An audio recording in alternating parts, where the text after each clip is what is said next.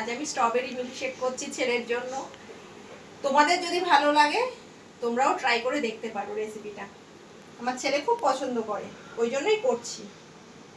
ভাবলাম তোমাদের সাথেও শেয়ার করি, তোমাদের ভালো লাগলে তোমরাও করতে পারো। স্ট্রবেরিগুলো একটু ছুলে ধুয়ে রেখেছিলাম আগেই, ঠান্ডা করে ফ্রিজে রাখা ছিল। এখন একটু কেটে নিচ্ছি। নরম হয়ে গেছে, ফ্রিজে ছিল মানে কদিন ধরেই আনা ছিল ফ্রিজে, করবো করা হচ্ছিল না, তাই জন্য এখন করছি।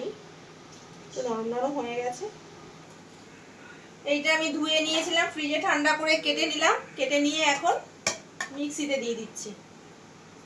তার সাথে একটু চিনি তো খাই না, একটু গুড় দিয়ে দিচ্ছি।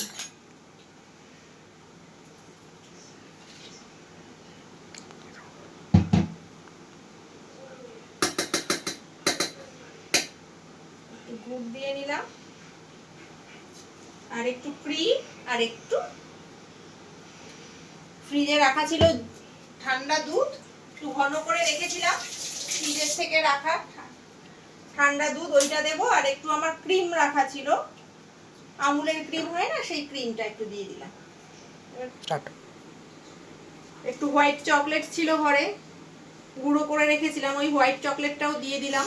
টেস্ট হবে আর এটা টেস্টের জন্য, এটা না দিলেও হয়। তোমাদের যদি ঘরে না থাকে তোমরা স্কিপ করে যেতেই পারো। এবার ঠান্ডা দুধ দিয়ে দিলাম, ফ্রিজেই রাখা ছিল ওই দুধটা।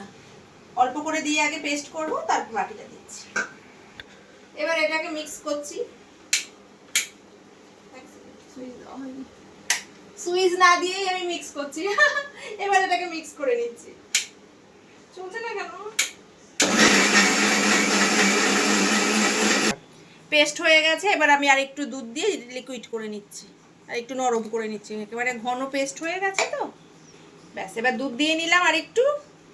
এবার আরেকবার ঘুরিয়ে নেব। দুধটা আমার কিন্তু পুরো চিল্ড করাই ছিল, ফ্রিজে রাখা, মানে পুরো একেবারে ঘন করে ফ্রিজে রেখে দিয়েছিলাম, তাই চিল্ড দুধটা দিয়েই করলাম। এবার এটা করলে কি তুমি সাথে সাথেও খেতে পারো, আর ফ্রিজে রেখেও খেতে পারো। যদি তোমরা গরম দুধ দিয়ে করো বা নর্মাল টেম্পারেচার দিয়ে করো, তাহলে অবশ্যই ফ্রিজে রেখে ঠান্ডা করেই খাবে, তাহলে খেতে জিনিসটা খুব টেস্ট হয়।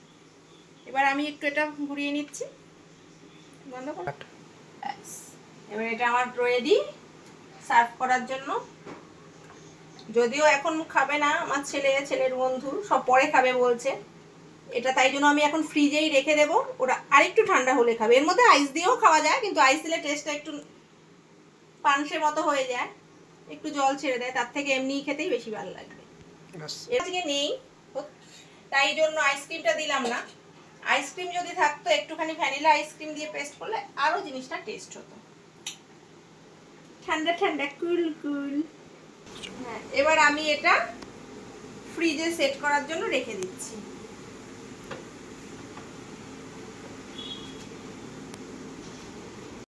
আমার ছেলের পছন্দের একটা রেসিপি তোমাদের সাথে শেয়ার করলাম। যদি তোমাদের ভালো লেগে থাকে তাহলে তোমরা ট্রাই করতেই পারো। আর যদি ভালো লেগে থাকে চ্যানেলটাকে সাবস্ক্রাইব, ভিডিওটা লাইক অবশ্যই করবে। ঘন্টা হয়ে গেছে, ঠান্ডা পুরো হয়ে গেছে পুরো। এবার খেতে হেভি লাগবে। এটা এখন খাওয়ার জন্য তৈরি। ব্যাস বন্ধ করে দে।